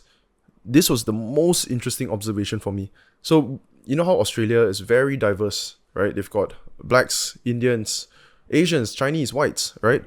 So this kid, the family moved here a week ago. The kid, I saw him on the first day of school. He is about 4 years old, 4 plus.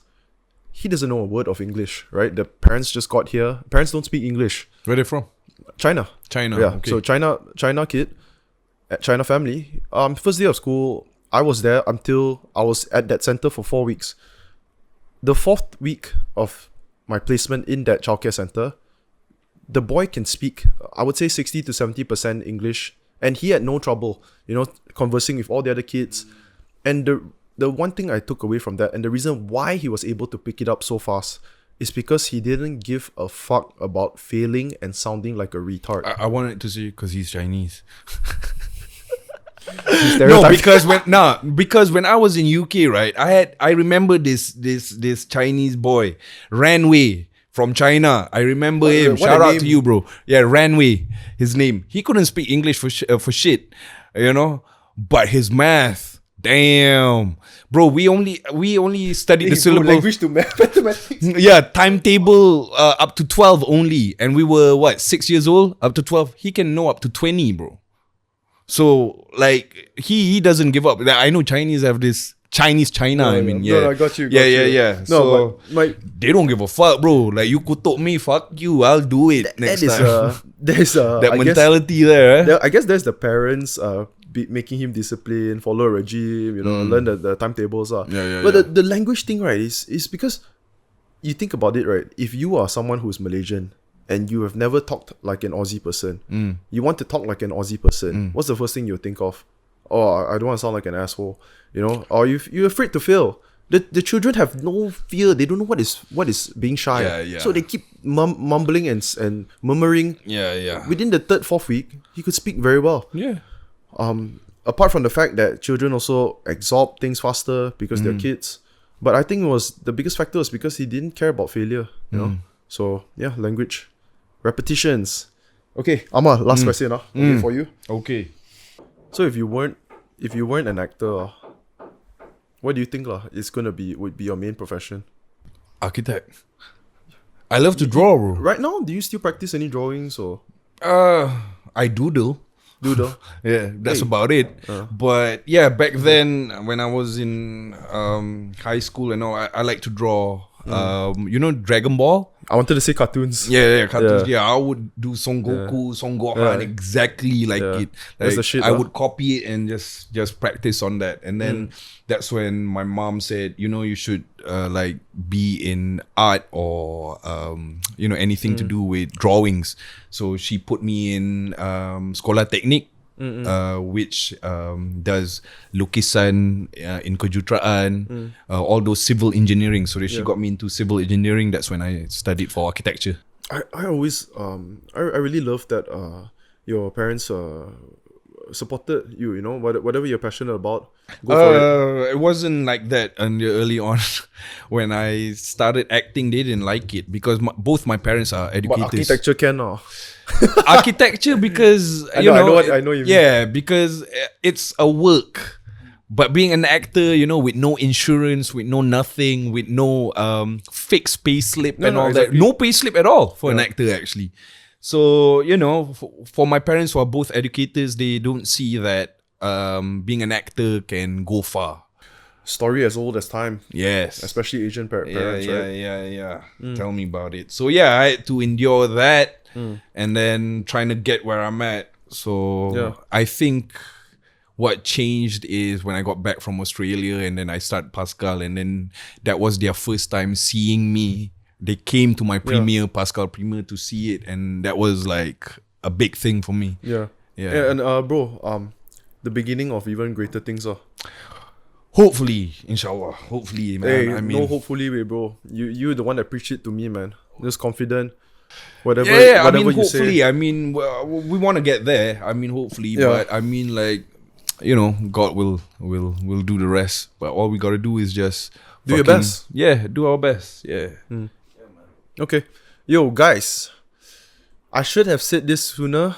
But yeah, if you guys are enjoying this episode so far, please leave a comment below. Subscribe to the YouTube channel. Put a like. Tell your friends about it. Guys, Ammar Alfian in the house. Okay? And okay, you know what, guys? If you have watched up till this point, put an emoji of a gun at the bottom. And if you watched till this point, I'll get to that, Harish. Hold on. So if you've watched till the end and you especially enjoyed this episode, put an emoji of a gun with a splash sign next to it. A splash emoji, which symbolizes your jizz. Okay? Symbolizes And what? your jizz. Your jizz, your good. Okay? You know what I'm saying, dog? The baby sugar. Yeah, the baby sugar. Okay, the good stuff. Guys, give it up for Thank Ammar you, man. Alfian. Thanks for having me, man. I mean, it's my first time doing a podcast. I mean, and it's a good thing to do it with you. Hey, bro. We'll have you on again next time. Hey, no worries, man. Yeah. After the movie or whatnot, we'll talk about it. after, you're before? gonna be acting in it, so of course. Yeah. Alright, so we Self-promote have lah. something to banter about. Self-promote. Yeah. Hey, yo, come on. You gotta just subscribe to this guy, man. I mean, not just because of this episode, but because of him. Because Yeah. of what? Let's get it. Let's get it. Okay, guys. Appreciate those who have supported me so far. And I'll see y'all in the next episode. Give it up for Ammar Alfian. Yay, alright. I need to piss, bro. Yeah.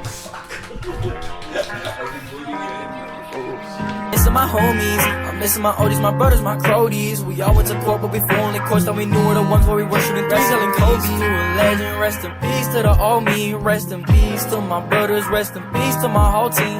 The oldest, I'm missing my shawty.